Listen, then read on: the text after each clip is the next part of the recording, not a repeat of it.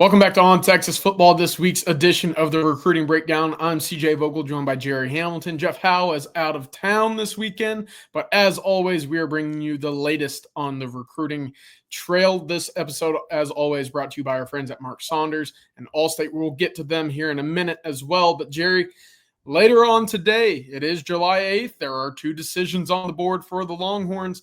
We'll see where those decisions ultimately go, but first one on the board, 2:45 p.m. Jaylen Lott, the athlete, the big-time wide receiver out of Frisco Panther Creek, Oregon, Texas, USC in the mix. What can we expect coming up this upcoming afternoon? Yeah, it's been a winding road. I kind of said all along it'd be Texas versus a team on the West Coast. And it had a weird way of getting there, and I think Oregon's one, and I think Texas is two, and I think everybody else is out. I think that's where this decision's coming from, is Oregon, Texas, and we've had Oregon as the front runner for a while since it came down to those two schools, and nothing's happened to change our opinion on that. We do believe Oregon's the front runner headed into this announcement at 2:45 today. Now, we will check in one more time. It'll be after this video is published. We'll check in one more time. But as of when we're publishing this video, Oregon is considered the favorite over Texas. And Oregon had the bigger NIL deal on the table, I think, by a considerable amount in this recruitment. That doesn't mean Texas doesn't love Jaylen Lott as a player. They certainly do. But again, it comes down to allocation. What do you have in your program at that position? And what is the future of that position looking for in terms of what you'll have to do from an NIL perspective for older players a few months from now after the 25 season's over?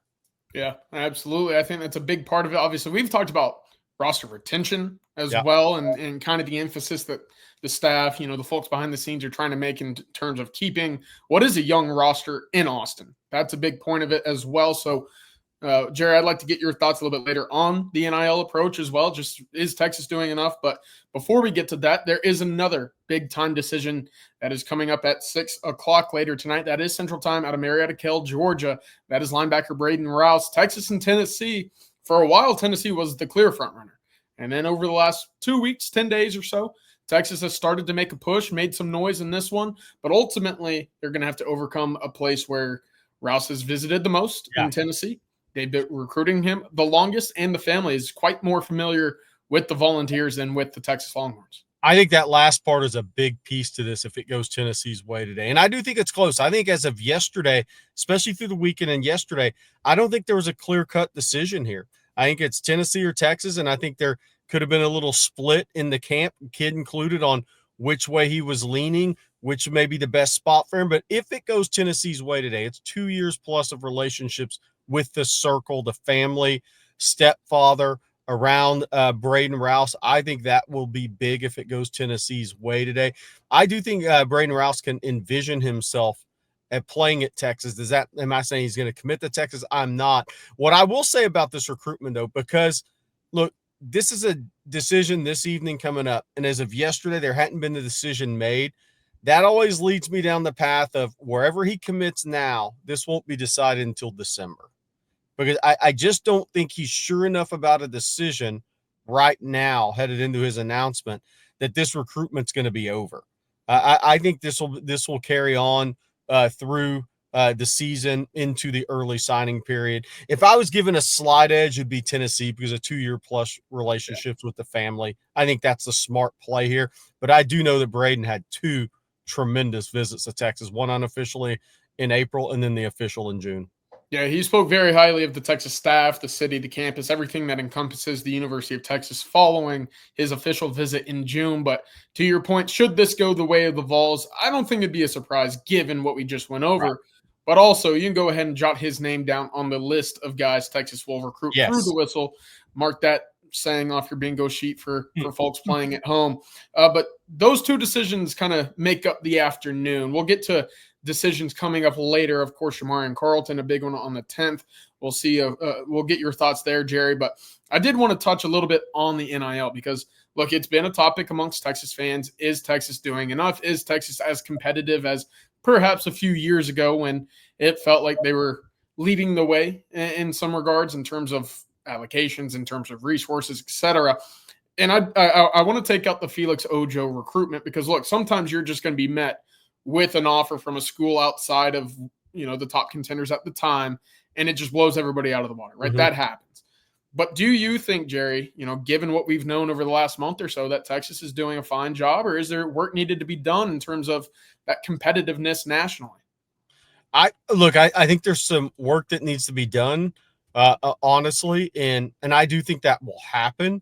But Sark is also, he's not a real early recruiting guy. I mean, if you turn around and Texas class in a couple weeks is ranked 8 or 9, I mean, we talk about it a lot more than they're talking about it in the office. They're just like, hey, well, here's the guys that are still on our board. We're going to go grab 3 or 4 of these guys late. We're going to end up with another top 5 level class and fill in needs and then move on down the line to the portal. But I do think from an NIL perspective, I think there's a couple things coming, something coming soon that I think is going to be beneficial for Texas. But I do think that, and I've said this before, the teams that really believe they found the loopholes after this rev share, before the rev share, planning for it, I think have a significant advantage. And I also think the one thing about the rev share happening is, that doesn't mean schools just throw their hands up, say, I've got 17 million to spend. All right, thanks for letting me know. That's just not the way recruiting's always worked, man. It's just not. And so I do think that what's happening here is long-term, I think is a good thing for Texas, because they're like, okay, now we see how the game's going to be played and we have to adjust. Yeah, surely teams in the South especially are going to find a loophole here or there, Yes. right? So we'll see. Of course, the other thing for me is, how does rev share, not only dictate where money goes, but how it's spent and distributed amongst the roster. But that's a whole nother video that we could get into, Gerry. Real quick, before we move over to upcoming decisions and also a little basketball talk, a quick word from our friend Mark Saunders in Allstate. Yeah, when it comes to protecting all your stuff, wouldn't it be great to have one place that protects it all? Well, On Texas Football has that guy for you. It's Texas Allstate agent and Texas alum Mark Saunders, who serves the Austin and Round Rock area in the entire state of Texas. That means he's the only insurance agent you'll need. Everything from your home, car, and boat to your motorcycle, RV, and ATV. Call Texas Allstate agent Mark Saunders' office today at 512-218-8571. Here's our guarantee, our personal guarantee from On Texas Football. With over 35 years of experience, you'll be in great hands with Texas alum Mark Saunders. Again, give him a call today, 512-218-8571. Awesome. Thank you, Mark Saunders. And thank you, Gerry, for telling us about how you can get in good hands. And of course, for Texas coming up, class sits at 17 at the moment. There are still decisions yet to come later in the month of July, even after Braden Rouse and Jaylen Lott today. The next big one is Jamarian Carlton. And look, that's one that's going to be pretty interesting because, Gerry, as we've talked about, Texas Tech's on the men there, but it's Baylor that's going to be the big one in this cycle or in this recruitment for Jamarian Carlton. I've heard from a couple sources that it feels like the Bears right now have the highest offer out there leading the way for Carlton, as well as, look, Baylor's done a great job this cycle of playing the 2 and retaining the top Waco talent, right? I'm talking Jamarian Vincent out of Waco Connolly, London Smith out of Waco U. They've done a great job of making sure that guys in their backyard remain at home. Now, does that mean it's over come Thursday afternoon? Perhaps not. But, Gerry, let me get your quick thoughts on Jamarian Carlton, where things sit there. Well, let's start with this. If he happened to pick Tech on the 10th, this was done weeks ago. And everything else has been for show. We know that at this point. So let's throw that out there. If it's not Tech and it comes down to Baylor and Texas, look, Texas felt good about that coming out of the June 6th through 8th official visit. But he didn't announce like a lot of other guys did. He continued on with the process. He didn't make the A&M visit, but he did make the Baylor visit on the 20th. So could be telling there. And as you said, CJ, Baylor's done a really good job keeping their homegrown kids home in this class, and that's a difficult task, but they won a couple of big key recruitments in the area, but this is the biggest one yet because this is at a premium position. So we'll see if they get that done. So again, that's why I don't have a great feel for this one, honestly. And maybe it's because the Tech thing with Ojo. So you're just like, well, if he announces for Tech, it's been done for weeks. And I do believe that if something like that happened, but if it's Baylor or Texas, I mean, the fact that he didn't commit quickly after the Texas visit and kept going with the process gave Baylor time to get to slice that Texas lead and even take a lead of their own. It's going to be really interesting to see where it goes. But I do know that as of June 6th, after that official visit to Texas, Texas was in a good spot. He has been in contact with Alan Clark consistently through this process all through the weekend. So we'll see which way this goes. The other thing will be, does his mom have a preference late? Yes, that family, as we've talked about, plays a big role, especially whether or not that drive is 30 minutes. That's a pretty favorable feather in the cap for the Baylor Bears there. On top of that, look, it's going to be interesting, of course. Texas with Richard Wesley in the class already at the edge position. How aggressive are they in terms of their NIL allotment elsewhere? Right. That'll be really interesting. Well, that is interesting, CJ, because I think they'll be somewhat aggressive, but Trenton Henderson's the top guy, and they'll stay on Trenton Henderson through senior year, see how the season goes for LSU. If Trenton Henderson has a change of heart, no different than Florida will stay on Trenton Henderson, the 5-star from Pensacola Catholic. So that will be interesting to see. I do think Trenton Henderson, of all the edges, him and Wesley had the highest NIL offers from the Longhorns. Very interesting note there, Gerry. Of course, moving on, we have Lamar Brown committing also on the 10th. That one feels like it's trending certainly to College Station. And credit to the Aggies if that's indeed the case there. Yeah, I would say this. He'll commit to A&M or LSU on the 10th. That recruitment won't end until December, until early signing period. And I'm not saying Texas will stay in that. I'm not sure they will. I would be kind of surprised if they did. I think that will be whoever he commits, either A&M or LSU, that battle will continue. Of course. And then Smoke Matthews out of Huff, North Carolina. Look, if that's the one that goes Texas's way, Texas goes 3 for 3 in its cornerback side. Top prospects in the first cycle with Mark Orfe and Dwayne Akina, if that is the case. Now, South Carolina certainly in there. Can't ever discount Miami as well in this world of NIL and late comebacks. But right now, it feels like things are maybe a little confident in Austin. Yeah, there's been more Texas chatter. Coming off the South Carolina visit June 20th, there was a little South Carolina chatter. But that switched back to Texas, and on Texas football, we believe that we feel like Texas is in a good spot here headed into that decision on the 11th. Obviously, it could change. Matthews is telling people, I've got my decision made, and I think that is the case. But he's still got announced, and that some things can change late. But there's been more Texas chatter in the last few days than South Carolina. Really interesting. And then, of course, the position in my eyes that's a complete wild card is tight end.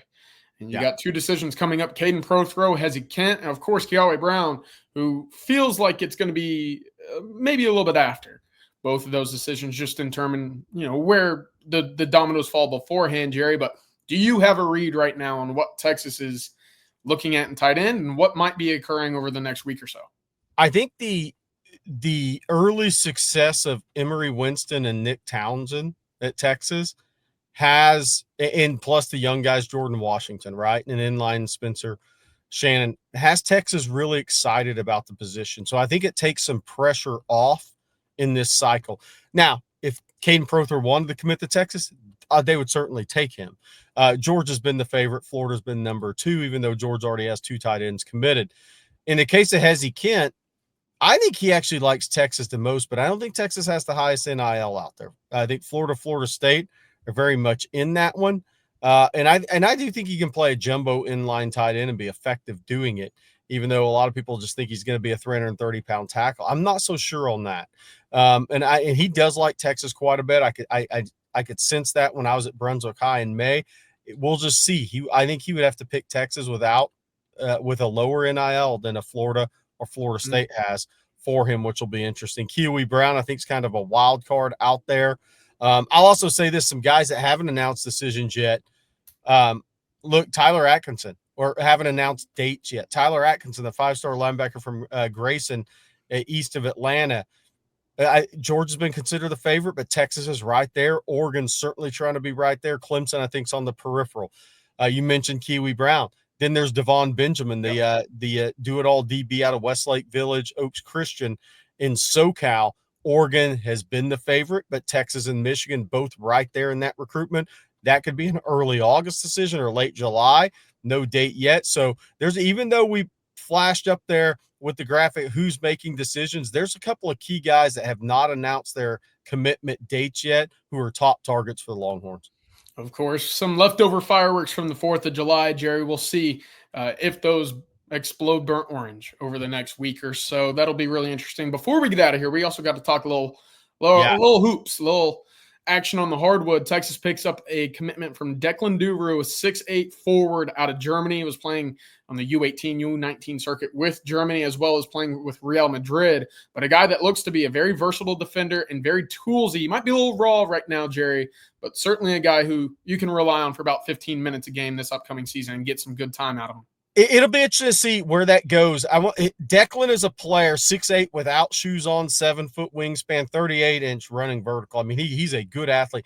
What he does, he can really shoot the basketball, but he does it with a 225-pound physical frame and mentality and long arms. I think he has a chance to be the best stretch four shooter Texas has had in well over a decade.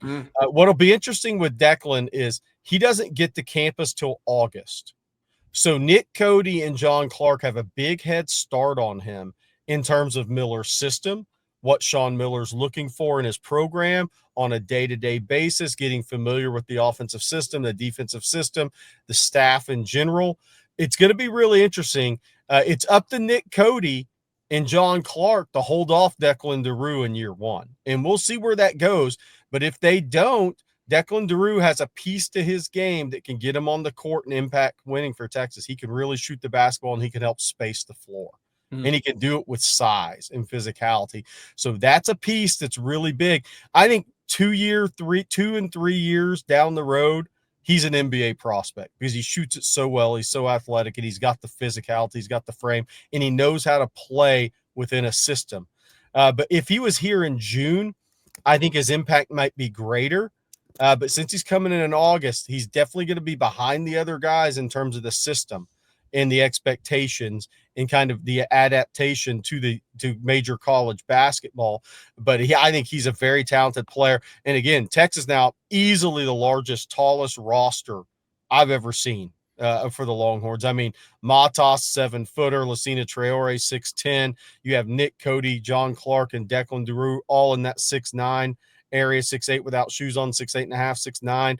You have Louis Obiora, who will redshirt, the 7'1" center coming over from London. Your big guard with Tremont Mark at 6'5.5", Simeon Wilcher, 6'4". Even Kendall Weaver at 6'3". There's one player that's 6 feet tall on this roster, and that's Jordan Pope, your best shooter. Then you have big wings. I mean, Cam Heidi's 6'7" and very athletic. Dalen Swain is closing on 6'8" and is a combo forward that can play small forward. So this is a big, long, athletic, versatile team, and it's going to be really interesting to see. But Declan Duru, I love the pickup for years 2 and years 3 for sure. And years 1, again, it's up to Nick Cody and John Clark to keep him off the floor early. If they can't keep him off the floor early, I think he'll have a chance to be a key contributor second half of the season because, again, he can shoot the basketball, and he's also a physical player. Absolutely. Well, Jerry, thank you very much for the breakdown. A lot of size, a lot of potential in year 1 for Sean Miller. Declan Duru, look, we talked about perhaps that international reach with Texas basketball. Starting to certainly see the fruits of their efforts outside of the United States. So thank you very much for the basketball breakdown as well as all of the football knowledge, Jerry. For Matthew behind the scenes, thank you. And for our sponsor of this weekend's recruiting breakdown, thank you very much, Mark Saunders and Allstate. I'm CJ Vogel, and we'll see you guys later this afternoon. Until then, hook 'em.